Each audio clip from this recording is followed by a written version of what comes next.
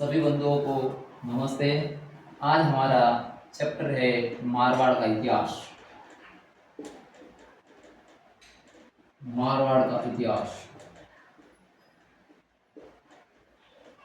तो हम मारवाड़ का इतिहास शासक पढ़ने से पूर्व, जैसा कि हम मेवाड़ के इतिहास के बारे में पढ़ा, कि उत्पत्ति के बारे में पढ़ा, गोइलों की उत्पत्ति, अलग अलग विद्वान वंश और ग्रंथ अलग अलग बताते हैं। तो उसी प्रकार मारवाड़ के इतिहास में जो राठौड़ वंश की उत्पत्ति के बारे में सबके अलग अलग मत हैं। जैसा कि मैंने मेवाड़ इतिहास 1818 यानी अंग्रेजों से संधि तक पूरा भीमसिंह तक आपको पूरा क्लियर करवा दिया है। और अब हमारा अगला अध्याय है मारवाड़ का इतिहास। तो मारवाड़ में राठौड़ों की उत्पत्ति के बारे में,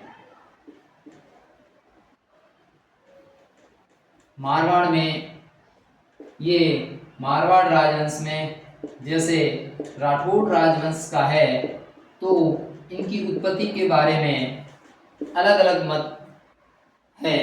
जैसा कि बीकानेर, मारवाड़, जोधपुर और किशनगढ़ ये राठौड़ों की जागीरी है। जोधपुर,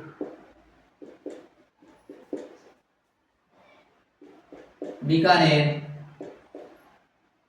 और किशनगढ़ ये राज्य या रियासत उस समय किशनगढ़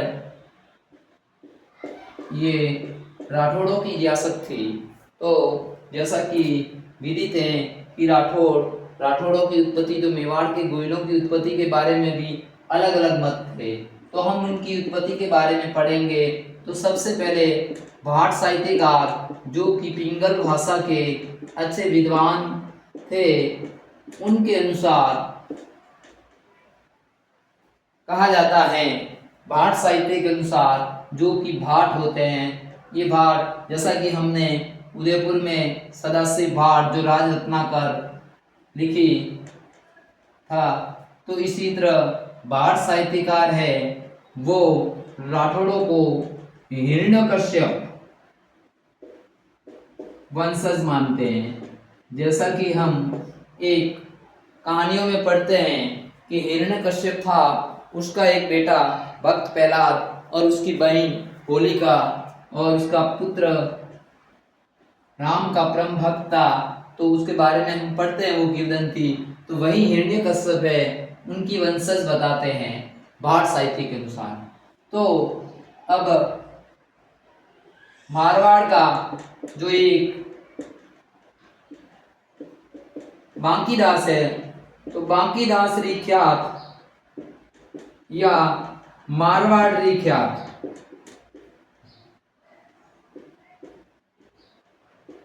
क्या कह सकते हो। तो इसमें कहते हैं, ये बताते हैं कि ये एक राजा हुए हैं विषुवर्तमान, जिनके पुत्र वृत्रवल की संतान है।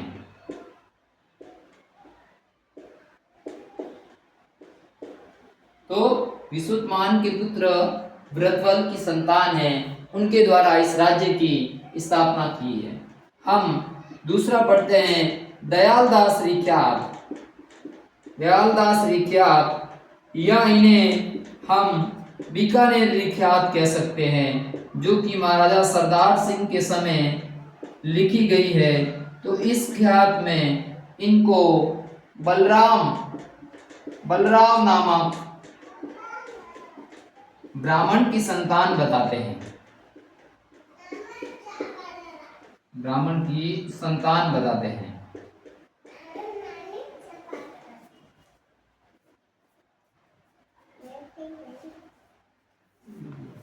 तो बलराम ब्राह्मण की संतान बताते हैं।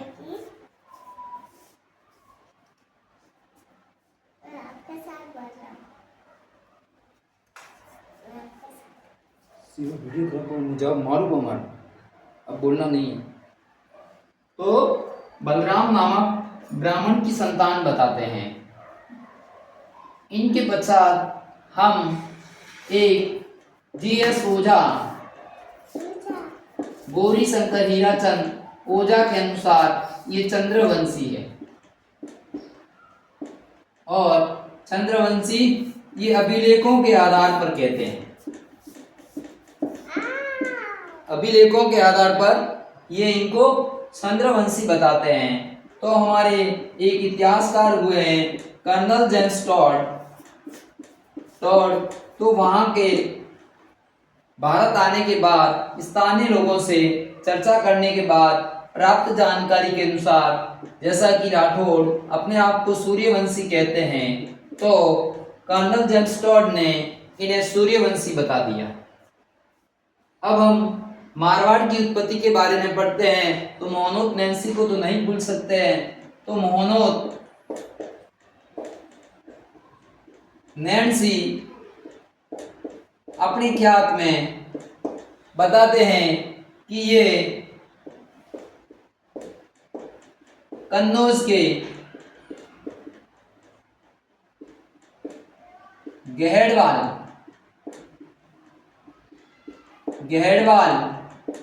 जयचंद के वंशज है, जयचंद के वंशज है। और जयचंद के वंशज कहने के एक प्रमाण मिलता है कि राठौड़ अपने आप को कमधज बोलते हैं। कमधज राठौड़ों की एक उपाधि है, कमधज। तो और ये कमधज की उपाधि गढ़वाल लोग भी अपनी उपाधि कमधज लगाते थे, यानी उनकी उपाधि भी कमधज थी। तो इस आधार पर मोहनोत नैंसी कहते हैं कि ये गढ़वाल वंश है। लेकिन इन सब का निचोड़ के बाद राजस्थान के और भारत के अन्य इतिहासकार, यानी लगभग सभी इतिहासकारों का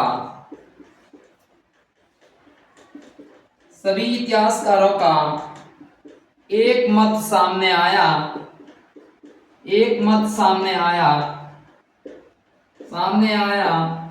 कि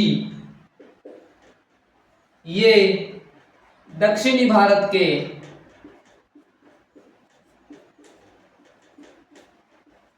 राष्ट्रकूट के वंशज से संबंधित है। तो हम उत्पत्ति के बारे में पढ़ा कि जोधपुरी ये बाढ़ साहित्यकार हिरण्यकश्यप की बताते हैं। बाकीदास ख्यात इन्हें विषुवर्तमान के पुत्र बृहदत्वल की संतान मानते हैं। तो दयालदास बलराम नामक ब्राह्मण की संतान मानते हैं। तो ओझा सर इनको चंद्रवंशी मानते हैं अभिलेखों के आधार पर। और कर्नल जेम्स टॉड इन्हें सूर्यवंशी मानते हैं। तो मोहनोत नैंसी इन्हें कमधज उपाधि के आधार पर गढ़वाल मान लेते हैं। तो इस प्रकार इनकी उत्पत्ति के बारे में ये प्रमुख फैक्ट थे। कई बार एग्जाम में ये प्रश्न आया हुआ है। मोहनोत नैंसी का है, बाकीदास ख्यात है, जी.एस. ओझा है, और अधिकांश इतिहासकारों के अनुसार कौन सा मत है, तो दक्षिणी भारत राष्ट्रकूट का। यह भी अपने एग्जाम में कई बार आया हुआ है। अब हम राठौड़ वंश के जो राजा हैं उनके बारे में चर्चा करेंगे। तो राठौड़ वंश का पहला राजा राव सिंहा हुए। तो राव सिंहा के बारे में हम पढ़ने से पूर्व कुछ जानकारी मैं बताना चाहूंगा। कहा जाता है कि जोधपुर के पास एक जिला है पाली। उस पाली जिले में पालीवाल ब्राह्मण, जो कि वहां व्यापार, और कहा जाता है कि भारत में या राजस्थान में अधिकांश जातियों का उद्गम ज्योग्राफिकल यानी भूगोल की दृष्टि से हुआ है। तो पालीवाल राजस्थान के पाली जिले की एक व्यापारिक जाति थी। और कहा जाता है कि उस समय पाली क्षेत्र में लूटपाट बहुत ज्यादा हो रही थी।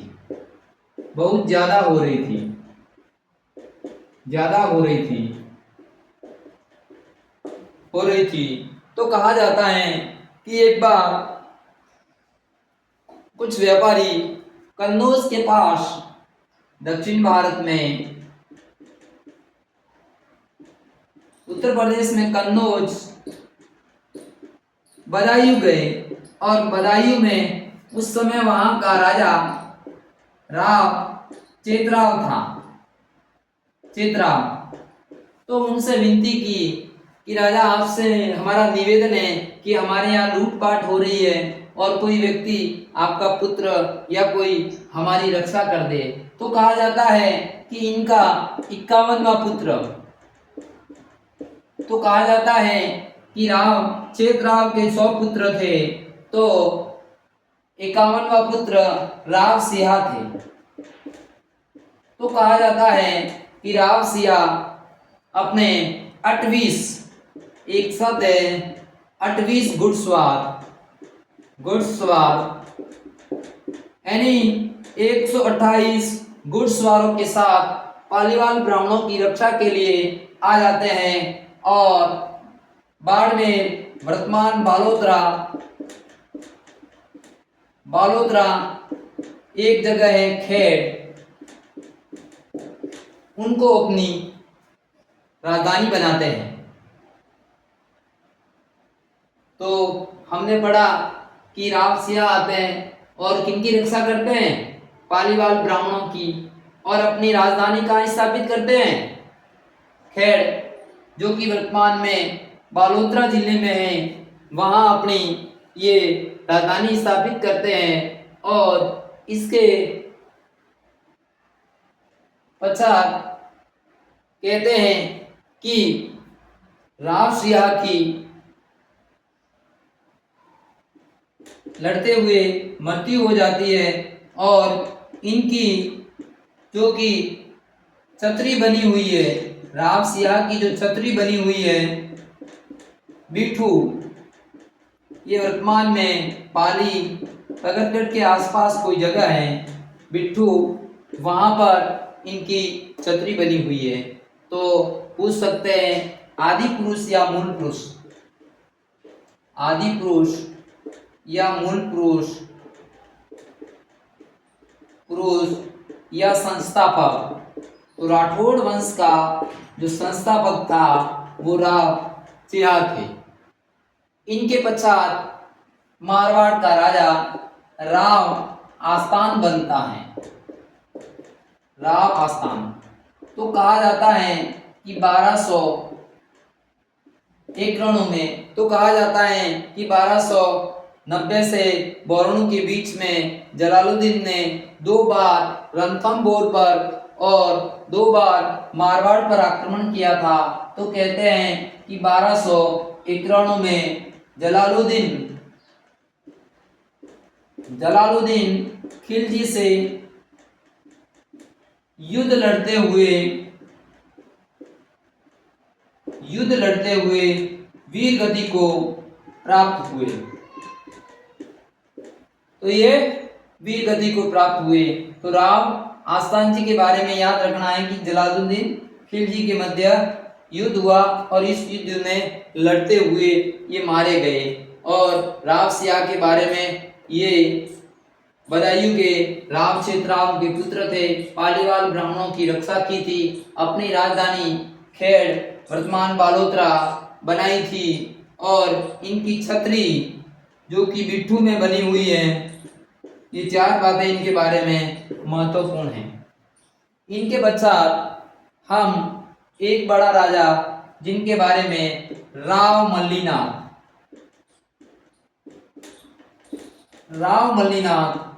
मारवाड़ के राजा बनते हैं और ये अपनी राजधानी मेवानगर बनाते हैं। तो कई बार प्रश्न आया हुआ है और आ भी सकता है कि मारवाड़ की राजधानी मेवानगर किसने बचाई थी या किसने बनाई थी। तो राव मल्लीनाथ ने ये राजधानी बनाई थी। और कहा जाता है कि राठौड़ों के साम्राज्य विस्तार की शुरुआत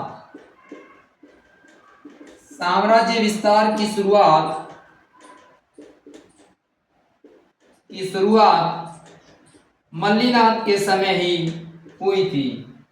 और जैसा कि कहा जाता है कि उस समय दिल्ली का सुल्तान फिरोज शाह तुगलक तुगलक था और तुगलक द्वारा मालवा में अपना गवर्नर निजामुद्दीन को बनाया हुआ था।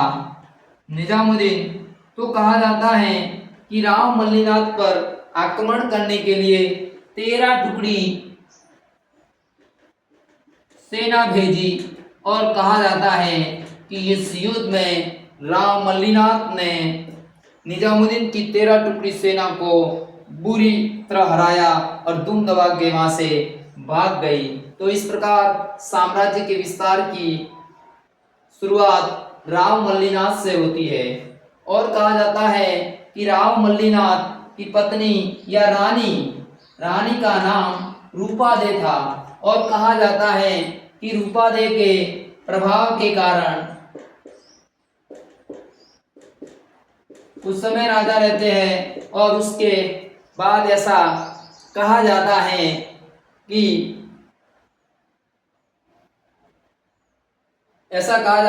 इनके प्रभाव के कारण बाद में लोक देवता बन जाते हैं और मारवाड़ में संतों का एक समागम भी या एक संतों का संगम इन सम्मेलन का आयोजन करवाते हैं।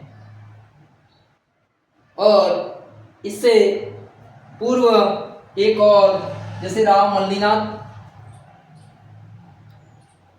एक और राजा थे जिनका नाम राव दुवड़ राजा राव दुवड़ राव धांधल के भाई।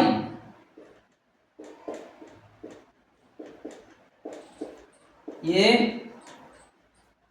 कहते कि राव धांधल के भाई थे और बाबूजी के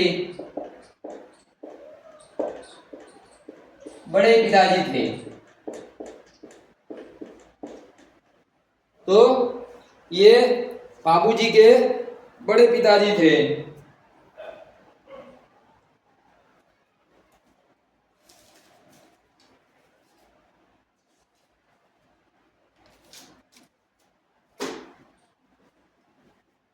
तो राव दुवड़ ये राव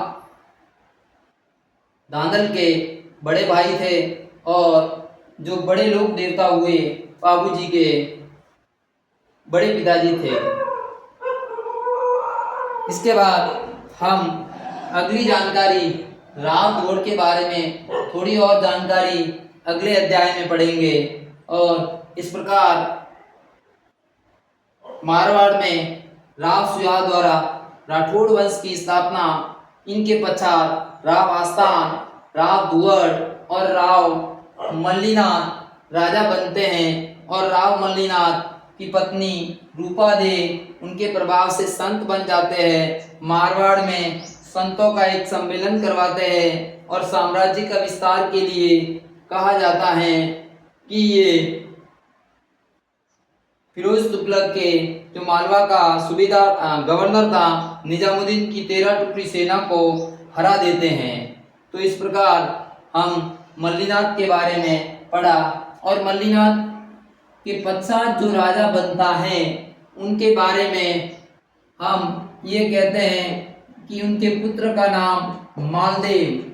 वह मालदेव जो शक्तिशाली वन है, ये पहले के मालदेव थे, उनके पुत्र थे राव मल्लीनाथ के। तो इनको न बनाकर अपने भाई वीरमदेव को मेवाड़ का अगला राजा बनाते हैं। तो हम अगले अध्याय में वीरमदेव के बारे में और राव दुवड़ के बारे में कुछ जानकारी रही है वो अगले अध्याय में चर्चा करेंगे। जय हिंद, जय भारत। मैं आशा करता हूँ कि मेरे द्वारा दी गई जानकारी आपके एग्जाम के लिए उपयोगी साबित होगी।